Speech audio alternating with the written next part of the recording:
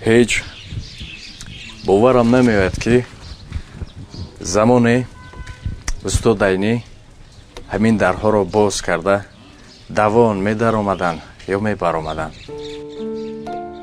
عالم همه ویرانه و گنجین دل ما،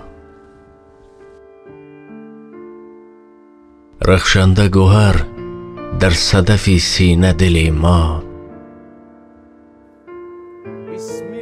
به نور خدا خاک سیه را چی بهای است، انوار خدا را بود آینه دل ما. زمان عرب ها اسلام را به بخارا آوردن، قتیبه گفتنی یک گر مهر خدا بر دل ما شعله نریزد، روشن نکند پوشش مویین دل ما. گر گوهر ایمان نبود در صدف ما، کی فرق کند از دل و بوزین دل ما.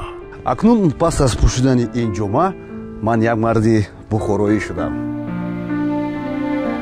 به نهایت پس از به چه خاطر انسان خم شده می دارد؟ به اون خاطر بود که 200 متر بالا قصر یعنی امیر علیم خان است.